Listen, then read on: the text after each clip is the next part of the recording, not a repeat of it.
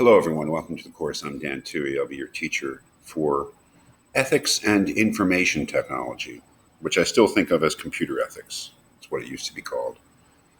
And that's essentially what it is. Digital ethics, the ethics of issues that have specifically to do with some form of computer technology, obviously.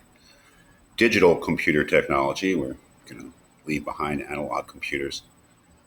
But you can see that the kind of things we'll be talking about as far as specific issues, the ethics of autopilot, something to do with Facebook, and then some wider ranging issues like the singularity, digital surveillance, and some things having to do with social media and sort of the weird sort of blending of the issue of surveillance with social media at the end.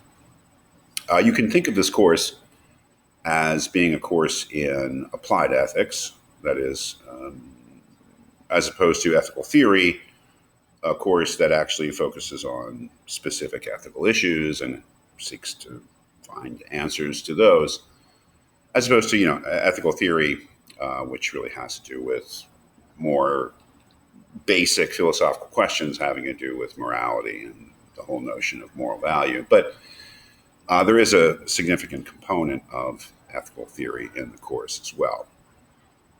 The course has a certain narrative or logic to it. If we look at the different parts, part one is called the conventional approach to computer ethics, and this is why it's called the conventional approach will be revealed once we move into part two. But here we look at a couple of issues, and maybe they're getting a little long in the tooth, these issues, autopilot and the Facebook experiment, a lot of new developments in autopilot that raise serious questions about its viability, I think.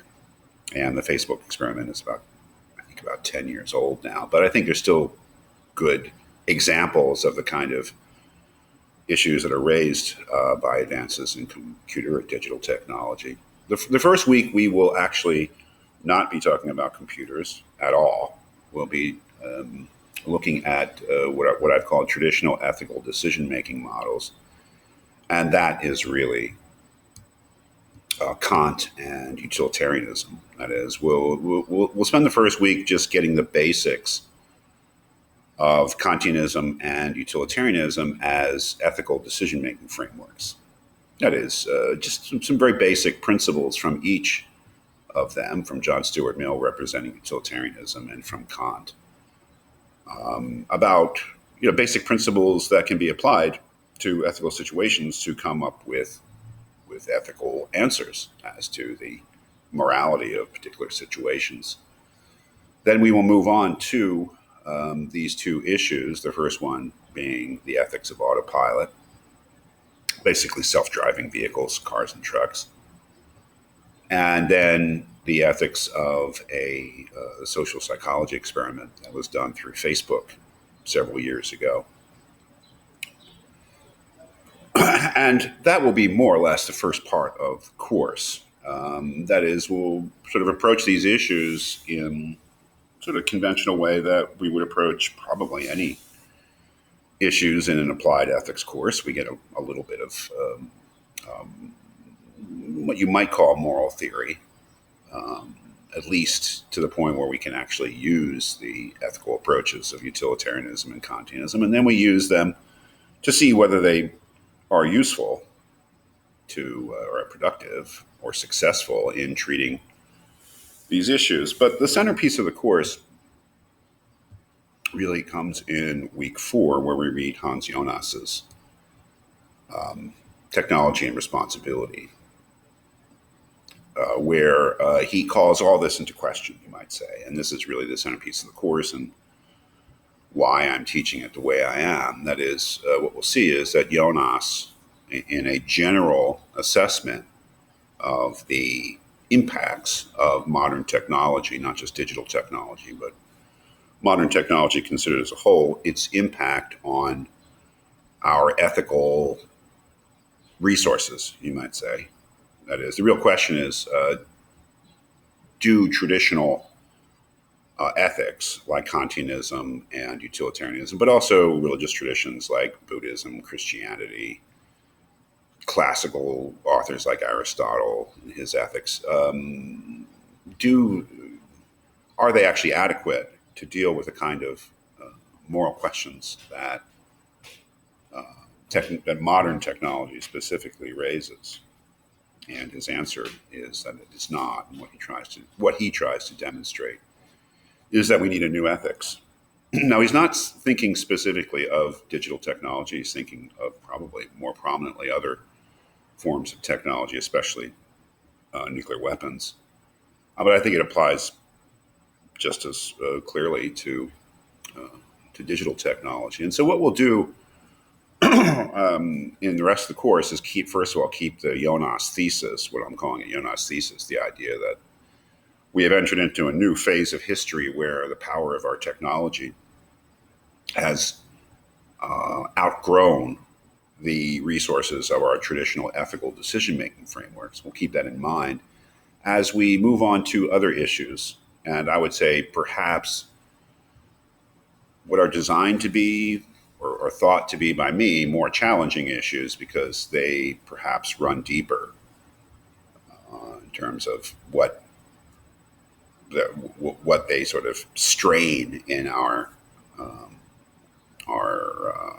morality than the other ones. The singularity for 2 weeks, and then the issues of digital surveillance, and then the way that digital surveillance and social media kind of combine into a joint threat. So issues, obviously, that something like the singularity, which is very speculative, but is just the kind of issue that is suited to the Jonas thesis, the idea that if a true artificial intelligence were to emerge or were to be created, it would very quickly develop into what is commonly called a superintelligence, or an AI plus plus in the jargon of one of our authors, which would change society from head to toe and would be so transformative that we'd be in an utterly new situation. And that really is the idea of the singularity. And it really goes along very, very nicely with the Jonas thesis. That is that we're in a completely new situation, and it presents us with problems which were never imagined by the people who developed our traditional ethical decision-making frameworks. So we are more or less in new territory and have to sort of figure out a new ethical approach, perhaps. And then if we look at surveillance in the way that digital surveillance, especially in the form of the Chinese surveillance state, the surveillance state that really exists in China now, that we might be in a completely new situation, and we have to think of new ways of dealing with it on an ethical level. I think that a similar issue is presented in social media, where social media is such a new thing, and the potential for the abuse, you might say, of social media, or at least its harmful impacts on what we know as human life, are really new things. In any case, that is the course. You might say that it is an issue-driven course. We're looking at specific issues, but with 2 weeks that are really about, I don't know about ethical theory, but at least, ethical theory. Week 1, where we look at Kantianism and utilitarianism, and then week 4, where we look at Jonas' technology and responsibility, and this whole thesis about the impact of modern technology on traditional ethics. So I said that the Jonas thesis offers a certain idea about the need for a new ethics because of the novel situation we're in, the new challenges that modern technology sets. His idea is that the old ethics, the different ethical traditions that the human species has developed, that these are inadequate for our current situation. I don't take that as a given. That is a thesis to be thought about, not something just that we need to swallow. So the final essay, if you look at the prompt, it really asks you to evaluate that, whether that Jonas thesis is true. That is, whether digital technology in specific has presented us with new issues or put us in a new situation where we really do need to develop a new ethics, or whether you think that the old ethics, let's say in the guise of things like Kantianism and utilitarianism, are still perfectly adequate, or at least seem to be adequate. So this is something you're not asked to accept, but you certainly disagree. So that is the idea of the course, in outline at least. Of course, we have to read things in specific to really get the notion of what is really going on.